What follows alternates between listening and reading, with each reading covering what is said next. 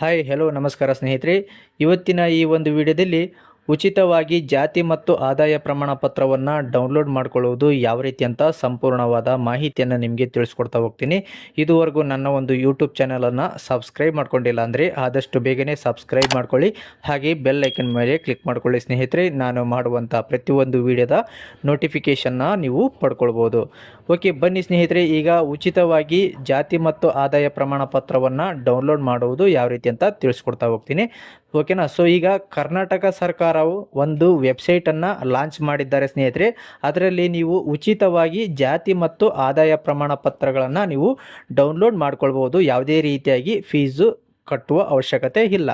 ನೀವು ನಾಡ ಕಚೇರಿ ವೆಬ್ಸೈಟಲ್ಲಿ ಏನಾದರೂ ಲಾಗಿನ್ ಮಾಡಿಬಿಟ್ಟು ನಿಮ್ಮ ಒಂದು ಸರ್ಟಿಫಿಕೇಟನ್ನು ಮರುಮುದ್ರಣ ಕೊಟ್ಟಾಗ ನಿಮಗೆ 40 ರೂಪಾಯಿ ಪೇ ಮಾಡೋದಕ್ಕೆ ಕೇಳ್ತಾ ಇತ್ತು. ಸೊ ಹಾಗಾಗಿ ಈಗ ಕರ್ನಾಟಕ ಸರ್ಕಾರ ಒಂದು ಹೊಸದಾಗಿ ವೆಬ್ಸೈಟ್ ಲಾಂಚ್ ಮಾಡಿದ್ದಾರೆ.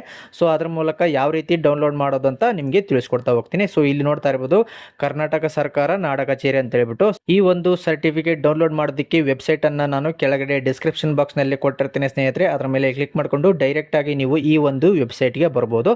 ಸೊ ನೀವು ಇಲ್ಲಿ 3 ವಿಧದಲ್ಲಿ ಡೌನ್ಲೋಡ್ ಮಾಡ್ಕೊಳ್ಬೋದು. ಅಂದರೆ ನೀವು ಕ್ಯಾಸ್ಟ್ ಸರ್ಟಿಫಿಕೇಟ್ RD ನಂಬರ್ನ ಇದ್ದರೆ ಅದರ ಮುಖಾಂತರ ಡೌನ್ಲೋಡ್ ಮಾಡ್ಕೋಬೋದು, ಅಥವಾ ರೇಷನ್ ಕಾರ್ಡ್ ನಂಬರ್ ಇತ್ತಂದರೆ ರೇಷನ್ ಕಾರ್ಡ್ ನಂಬರ್ನ ಎಂಟ್ರಿ ಮಾಡಿಬಿಟ್ಟು ಡೌನ್ಲೋಡ್ ಮಾಡ್ಕೊಳ್ಬೋದು.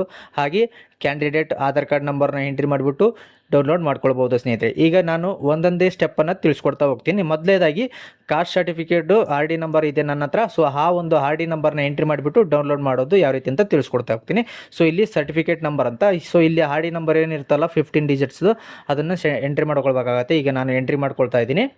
ನೀವು ಕೂಡ ನಿಮ್ಮ ಒಂದು RD ನಂಬರ್ನ ಎಂಟ್ರಿ ಮಾಡ್ಕೊಳ್ಳಿ ಸ್ನೇಹಿತರೆ. ಈ ಒಂದು ವಿಡಿಯೋವನ್ನು ಸ್ಕಿಪ್ ಮಾಡದೆ ನೋಡಿ, ಯಾಕೆ ಇಲ್ಲಿ ಏನು ಕ್ಯಾಪ್ಚಾ ಕೋಡ್ ಕಾಣ್ತಾ ಇದೆಯಲ್ಲ, ಆ ಒಂದು ಕ್ಯಾಪ್ಚಾ ಕೋಡನ್ನು ಸರಿಯಾಗಿ ಎಂಟ್ರಿ ಮಾಡ್ಕೊಳ್ಬೇಕಾಗತ್ತೆ ಸ್ನೇಹಿತರೆ. ಓಕೆ, ಎಂಟ್ರಿ ಮಾಡಿಬಿಟ್ಟು ನೆಕ್ಸ್ಟ್ ಇಲ್ಲಿ ಸರ್ಚ್ ಅಂತ ಆಪ್ಷನ್ ಕಾಣ್ತಾ ಇದೆಯಲ್ಲ, ಈ ಒಂದು ಆಪ್ಷನ್ ಮೇಲೆ ಕ್ಲಿಕ್ ಮಾಡ್ಕೊಳ್ಬೇಕಾಗತ್ತೆ.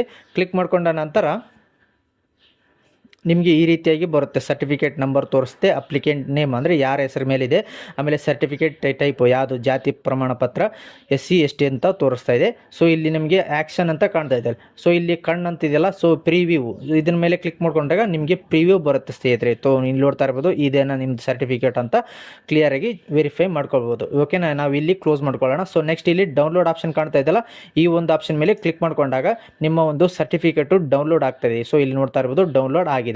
ಸೊ ಇದನ್ನು ನಿಮಗೆ ಓಪನ್ ಮಾಡಿ ಕೂಡ ತೋರಿಸ್ತೇನೆ ನೋಡಿ ಸ್ನೇಹಿತರೆ.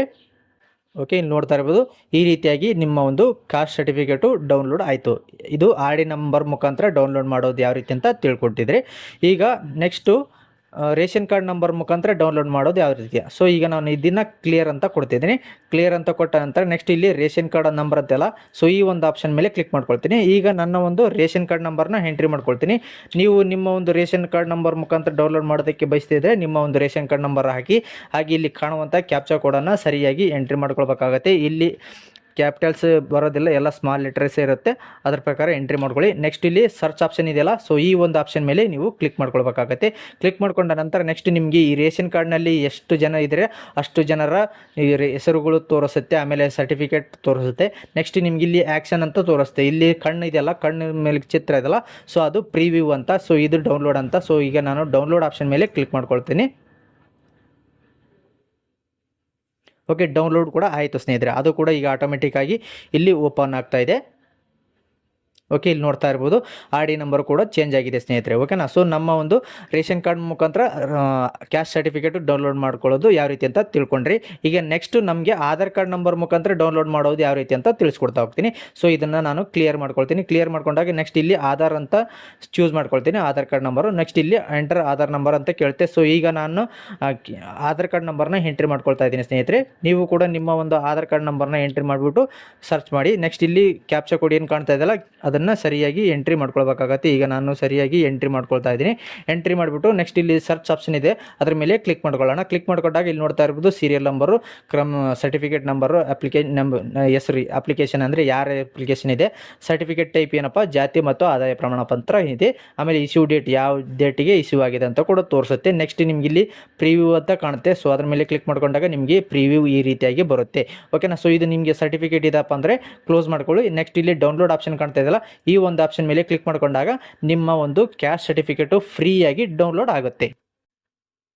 ಓಕೆ, ಈಗ ಡೌನ್ಲೋಡ್ ಆಗಿದೆ. ಇದನ್ನು ಕೂಡ ನಾನು ಓಪನ್ ಮಾಡಿ ತೋರಿಸ್ತೇನೆ ನೋಡಿ ಸ್ನೇಹಿತರೆ.